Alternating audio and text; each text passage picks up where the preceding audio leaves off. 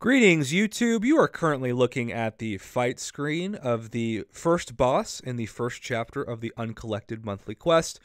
Sabretooth, of course, is the first boss in all monthly quests of all difficulties, and he reappears, I believe, at least once in the final chapter. And this is somebody that my alliance mates especially were telling me about. They were really excited about because in the comics, I didn't know too much about Sabretooth, full disclosure, so I had to look up what Marvel said about him, and I'm going to read you the definition straight from the Marvel website. Sabretooth has very similar powers to that of Wolverine with adamantium destruction abilities. So, adamantium is what Wolverine's claws are based off of.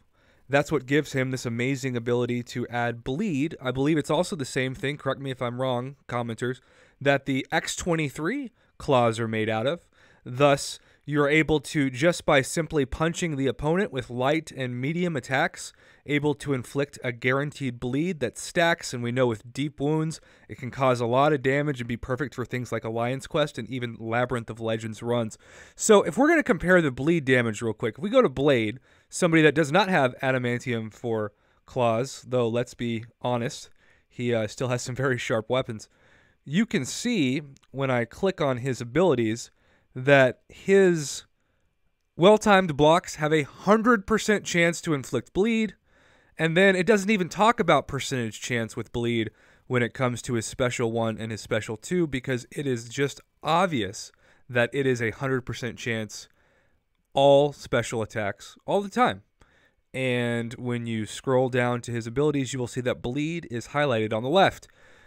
When we compare him to Sabretooth, somebody that on paper should have an even greater chance to bleed the opponent than Blade, we see that in his abilities, he too has bleed. This was exactly what we expected and what some of my alliance mates were really excited to see, because they speculated before this champion came out that he would at least be able to slice and dice opponents like Wolverine and X-23, but there was even a chance, because I guess in the comics, Sabretooth at times actually is a better bleed champion than even Wolverine and can slice through the Wolverine healing, that he could even be a better bleed champion, and with max deep wounds could really just wreck people. And I knew one person in particular who wanted to go for this guy even with the low percentage feature chance so that he could maybe do a Labyrinth run with him.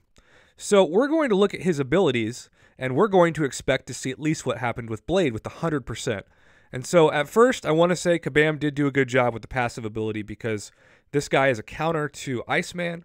He is immune to Cold Snap and Frostbite, and that is awesome, and I think that they should get some credit for making him an Iceman counter. But as you scroll down, you see no mention of Bleed in the persistent charge. You see mentioning of passive Fury.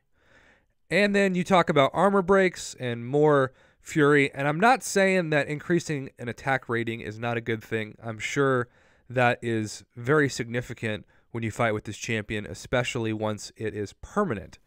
But the only mention of bleed is this special attack, which does not state 100%. It states 60% chance to inflict bleed, which means this guy, who according to the Marvel website itself is supposed to have this insane bleed ability, just very similar to Wolverine and X-23, you are now dependent on the RNG fiesta of what the troubling new champion pattern is to inflict bleed on the opponent. And 4 out of 10 times, you are not going to inflict bleed with the special attack. And when you scroll down, unlike Blade's Special 2 or Special 3, there is no mentioning of further bleed on any of this. And I think it's cool that he's got an increased attack rating, and you look at that Special 2, and it's permanent, and that's awesome. But how in the world could Kabam leave off a 100% chance to bleed an opponent? Are they still now so focused on the failure of Sentry? They really should have learned that you have to roll the dice just to have something that should be guaranteed. This is really confusing to me, because this is the first champion that we've seen in the new lineup of post-Blade featured crystals. After Blade, we know there's never going to be a chance again in the game to have a 20 to 25% chance to spend 15,000 5-star shards to get. So you would think that they would be incentivized to make somebody that's so OP that you're going to be spending thousands of units on Grandmaster featured crystals and eventually thousands of shards on featured crystals to open him. And yet, we have this RNG BS fiesta just to make the opponent bleed. Why, other than as an immunity to Iceman, would you choose him as a bleed champion over someone like Wolverine or X-23? And in my mind, you just wouldn't. Kabam really missed the mark with this champion. It's almost like they didn't read their own source material. This is like putting Spider-Man in the game without web shooters. You just can't do it. It's inexcusable. So that's my rant today. I don't get it. And this is as somebody coming from a perspective that didn't really understand or know much about this champion. I can't imagine if you're watching this and you were just hyped beyond hype because we've known for at least a month that he was coming in and just how disappointed you must be. Yeah, it's kind of exciting in the sense that he's pretty easy to defeat, but you have little to no motivation to actually spend shards on him as an attacker versus just spending your 10,000 5-star shards to get a much better God tier champ out of the basic pool. So, kabam, what the heck? Stop making these RNG champions that only have a percentage chance to do something that should have a 100% chance. Learn from your mistakes, because if you keep putting out trash, we're going to have no incentive as a community to spend an extra 5,000 shards and roll this champ as a featured champion, and that's going to make you less money, and your business is going to suffer because of it.